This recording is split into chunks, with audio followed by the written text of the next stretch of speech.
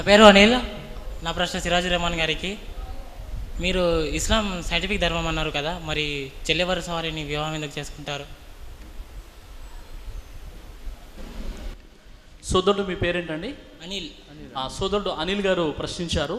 మీరు మీ ప్రసంగంలో ఇస్లాం సైంటిఫిక్ ధర్మం అని చెప్పారు కదా, మరి అలాంటప్పుడు వరుసకు చెల్లిని ముస్లింలు ఎందుకు వివాహం చేసుకుంటారని సోదరుడు అడిగారు.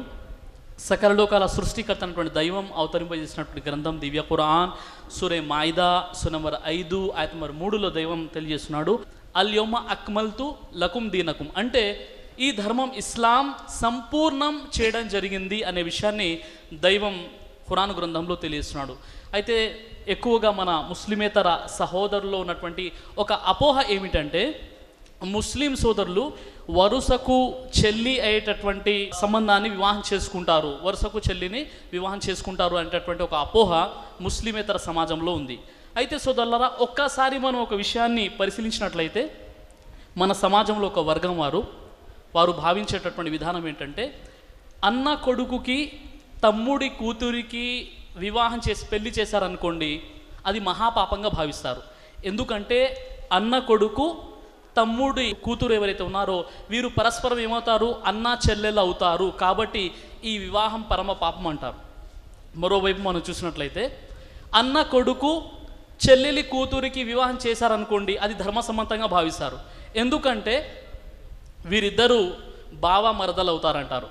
అంటే ఈ విషయాన్ని ఒక్కసారి మనం పరిశీలించినట్లయితే, అన్న కొడుకు తమ్ముడి కూతురికి వివాహం చేస్తే అది తప్పండి, ఎందుకంటే పరస్పరం వారు అన్న చెల్లెలు అవుతారంటారు. మరి వీరే అన్న కొడుకు చెల్లెలి కూతురికి వివాహం చేశారనుకోండి, అది ధర్మసమ్మతంగా భావిస్తారు, ఎందుకంటే వారిద్దరూ బావ మరదలు అవుతారు అని అంటూ ఉంటారు. అయితే అన్నదమ్ముల మధ్య ఎలాంటి రక్త సంబంధం ఉంటుందో అన్న చెల్లెల మధ్య కూడా అలాంటి రక్త సంబంధమే ఉంటుంది.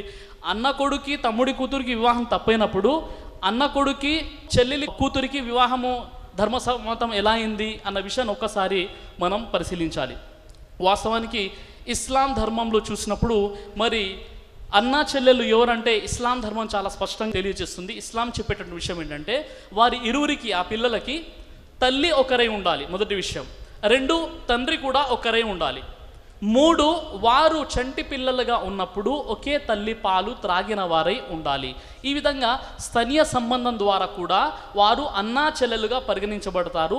ఈ వివాహాలు ఇస్లాం ధర్మంలో నిషేధంగా భావించడం జరిగింది. చూడండి, కొన్ని మతాలలో వరుసకు మేనమామను వివాహం చేసుకుంటారు. అంటే ఒక యువతి తన తల్లి యొక్క తమ్ముని వివాహం చేసుకుంటుంది, అంటే మేనమామను వివాహం చేసుకుంటుంది. అదేవిధంగా ఒక సోదరుడు, ఒక అబ్బాయి తన తండ్రి యొక్క సోదరుని వివాహం చేసుకుంటారా అంటే అది పాపంగా భావిస్తారు. ఈ విషయాన్ని ఒక్కసారి మనం పరిశీలించినట్లయితే, ఒక అమ్మాయి తన తల్లి యొక్క తమ్ముణ్ణి అంటే మేనమామని వివాహం చేసుకోవచ్చు. కానీ ఒక అబ్బాయి తన తండ్రి యొక్క చెల్లని లేక సోదరుని వివాహం చేసుకోకూడదు. ఇక్కడ ఈ విషయాన్ని కాస్త మనం పరిశీలన చేసినట్లయితే, మరి మేనమామని వివాహం చేసుకున్నప్పుడు మేనత్తని ఎందుకు వివాహం చేసుకోకూడదు అనేటటువంటి విషయాలు కూడా మనకు ఉత్పన్నమవుతాయి. కాబట్టి వాస్తవంగా ఇస్లాం ధర్మం మానవుల కోసం ఒక సంపూర్ణమైనటువంటి ధర్మం. కాబట్టి ఎవరిని వివాహం చేసుకోవాలి, ఎవరిని వివాహం చేసుకోకూడదో అన్ని విషయాలు చాలా స్పష్టంగా ఇస్లాం ధర్మంలో తెలియజేయడం జరిగింది.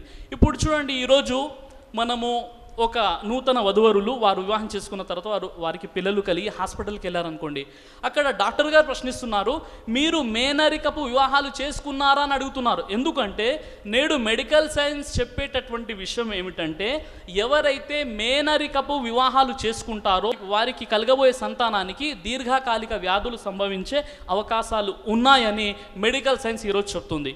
కాబట్టి సోదరులారా, ఎవరిని వివాహం చేసుకోవాలి, ఎవరిని వివాహం చేసుకోకూడదు, ఎవరు వాస్తవానికి పరస్పరం అన్నా చెల్లెళ్ళు అన్న విషయం చాలా స్పష్టంగా ఇస్లాం ధర్మం తెలియజేస్తుంది.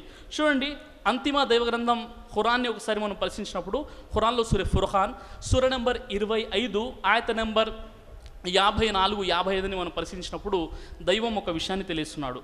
ఆ విషయం ఏంటంటే, దైవం మానవుణ్ణి నీటితో సృష్టించాడు. తరువాత అంటే మొట్టమొదటి ఆదం అలైహిస్సలాం వారి గురించి తెలియజేస్తూ దైవం చెప్తున్నాడు, దైవం మానవుణ్ణి నీటితో సృష్టించాడు, ఆ తరువాత తనలో నుండే తన వంశము తన అత్తవారి వంశము అనే 2 వేరువేరు సంబంధాలను రూపొందించాడు. అంటే ఈ భూమండలంపై మొట్టమొదటిగా పుట్టినటువంటి ఆదాం అలైహిస్సలాం ఎవరైతే ఉన్నారో, ఆదాం అలైహిస్సలాం వారి యొక్క మొదటి కాన్పులో, ఆదాం హవ్వాకు జరిగిన మొదటి కాన్పులో ఇద్దరు, ఒక ఆడ ఒక మగ పుట్టేవారు. రెండో కాన్పులో ఒక ఆడ ఒక మగ పుట్టేవారు. ఈ విధంగా మొదటి కాన్పులో పుట్టిన వారు పరస్పరం సోదర సోదరిమణులు అయ్యేవారు. వారిద్దరి మధ్య వివాహం నిషేధంగా భావించబడేది. ఆ విధంగా రెండో కాన్పులో ఒక ఆడ మగ ఎవరైతే పుడతారో, ఈ మొదటి కాన్పు వారు రెండో కాన్పు వారిని వివాహం చేసుకోవచ్చు అనమాట. ఈ విధంగా ఆ సిస్టమ్ ఉండేది అప్పుడు. ఎందుకంటే ఈరోజు 750 కోట్ల జనాభా ఏదైతే ఉందో, ఇంత జనాభా అప్పుడు ఉండేది కాదు. కాబట్టి ఆనాడు అలాంటి షరియత్ ఉండేది. ఆ తర్వాత జనాభా పెరిగే కొద్దీ మరి ఎలాంటి వివాహాలు చేసుకోవాలి ఏంటి, ఆ ప్రవక్తలు వారు చెప్పినటువంటి విధానం ఇలా వెళ్తూ చివరికి మహాప్రవక్త ముహమ్మద్ రసూలుల్లా సల్లల్లాహు అలైహి వసల్లం వారి కాలం నాటికి సంపూర్ణంగా ఇస్లాం ధర్మాన్ని సంపూర్ణం చేయడం జరిగింది. ఒక వ్యక్తి ఎవరిని వివాహం చేసుకోవాలి, ఎవరిని వివాహం చేసుకోకూడదో, ఇవన్నీ విషయాలు కూడా చాలా స్పష్టంగా ఇస్లాం ధర్మంలో తెలియచేయడం జరిగింది. కాబట్టి ఈరోజు ఏదైతే ముస్లిమేతల్లో ఒక అపోహ ఉందో, అది వాస్తవంగా చెప్పాలంటే గ్రంథాల పరిజ్ఞానం లేని కారణంగా వారికి ఒక అపోహ ఉంది. వాస్తవంగా అన్న చెల్లెలు ఎవరు అంటే చాలా స్పష్టంగా ఇస్లాం ధర్మం తెలియజేస్తుంది. వారి తల్లి ఒకరై ఉండాలి, తండ్రి ఒకరై ఉండాలి, లేకపోతే కనీసం వారు చంటి పిల్లలుగా ఉన్నప్పుడు ఒకే తల్లి పాలు తాగిన వారు పరస్పరం అన్నా చెల్లెలు అవుతారని చెప్పడం జరిగింది. ఇంకా మేనరిక వివాహాలు మెడికల్ సైన్స్ పరంగా కూడా తప్పు. ఇస్లాం ధర్మంలో కూడా మేనరికపు వివాహాలు చేసుకోకూడదని చెప్పడం జరిగింది. కాబట్టి మీ ప్రశ్నకు జవాబు దొరికిందని ఆశిస్తున్నాం.